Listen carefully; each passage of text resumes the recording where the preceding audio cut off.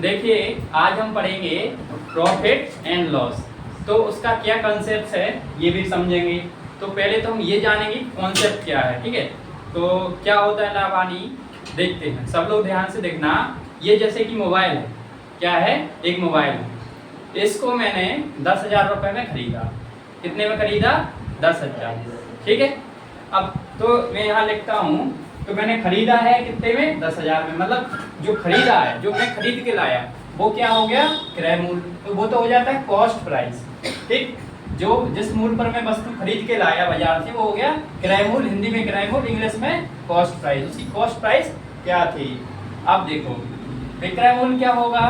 अगर यही मोबाइल मैं क्या कर दूं? सेल कर देता हूँ। तो सेल कर दिया मैंने किसी को, तो क्या बन गया? वो विक्रय मूल्य बन गया, ठीक। तो अब देखते हैं।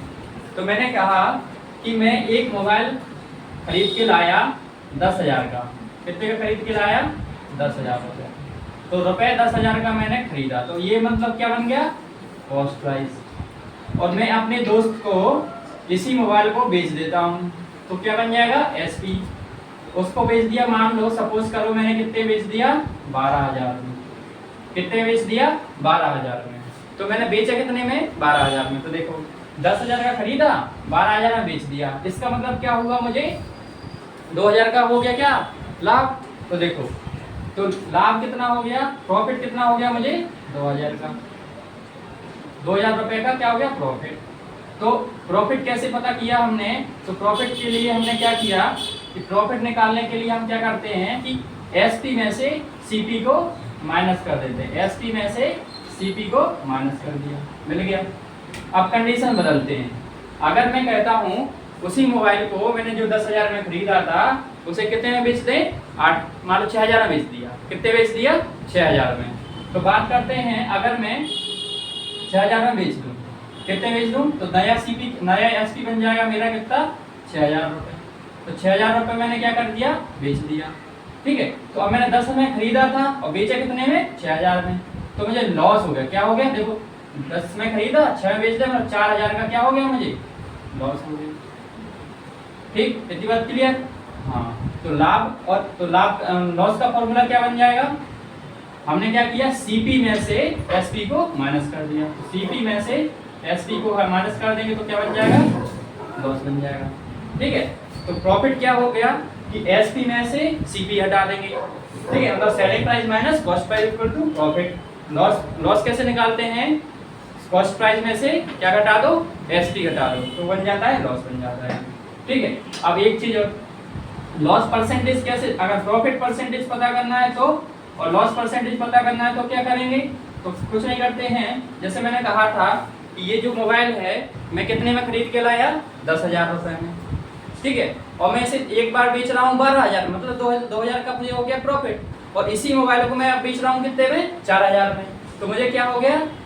6,000 का घाटा हो गया। यानी मैं 6,000 में बेच रहा हूँ, सॉरी, तो 4,000 का क्या हो गया? मुझे लॉस हो गया। तो इसका मतलब है हम लाभ या हानि हो रही है किससे कम कर रहे हैं? इसके खरीद मूल्य से, मतलब क्रय मूल्य से। तो हम लॉस परसेंटेज या प्रॉफिट परसेंटेज भी किससे कंपेयर करके निकालेंगे?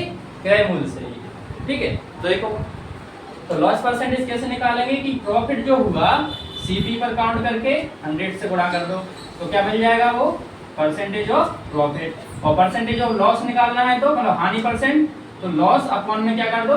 सीपी और गुणा कर दो। तो ये फॉर्मूला बन गया कि लॉस परसेंटेज और प्रॉफिट परसेंटेज क्या होता है। कैसे निकालेगा? इसी को अप्लाई कर देते हैं, है ना, है ना। तो अब देखो इसको मैं ये बात हो गया क्लियर। अब बात करते हैं प्रॉफिट परसेंटेज। तो प्रॉफिट परसेंटेज कैसे करेंगे? तो प्रॉफिट परसेंट देखो, पहली कंडीशन ये थी, पहली कंडीशन 10,000 में खरीदा, 12,000 में बेच लाया। इसका 2,000 का प्रॉफिट हो गया। तो 2,000 का प्रॉफिट हुआ, किस पर हुआ? सीपी पर। सीपी कितना है? 10,000, है ना, 10,000। तो 100 पर कितना होगा? तो ये हमारा आ जाएगा प्रॉफिट परसेंटेज। क्या आ जाएगा हमारा? Profit percentage. 30 से 30 कट गए, 10 से 10 कट गया, तो क्या बचा? 2 और यहाँ 10, तो 20%। तो प्रॉफिट क्या हो गया हमारा? 20%, ठीक। तो प्रॉफिट परसेंट कैसे निकाला जाता है ये हम सीख गए। अब इसी को चेंज करते हैं लॉस परसेंटेज पर। देखो अब कंडीशन लेते हैं हम दूसरी, तो कंडीशन दूसरी लेते हैं, खरीदा 10 में बेचा 6 में, तो लॉस हो गया कितने का 4000 का।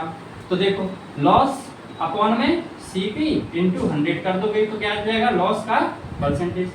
तो देखो लॉस कितना हुआ आपको 4000 का, तो 4000 का हो गया लॉस, बटे में क्या हो गया रेवेन्यू कितना, सीपी कितना है हमारा 10000, तो 100 पर कितना होगा कर देते हैं, 3 जीरो से 3 जीरो कट गए, 0 से 0, तो यहाँ क्या बचेगा 4 और यहाँ 10, तो 40%, तो लॉस कितना हो गया 40%। तो लॉस कैसे परसेंटेज निकालना है और प्रॉफिट परसेंट कैसे निकालना है ये सीख गए हम, प्रॉफिट परसेंट कैसे निकालेंगे और लॉस परसेंटेज कैसे निकालेंगे, ये दोनों बात हम सीखे। तो क्या सीखे हम यहाँ से, एक तो प्रॉफिट क्या होता है, लॉस क्या होता है और लॉस परसेंटेज प्रॉफिट परसेंटेज।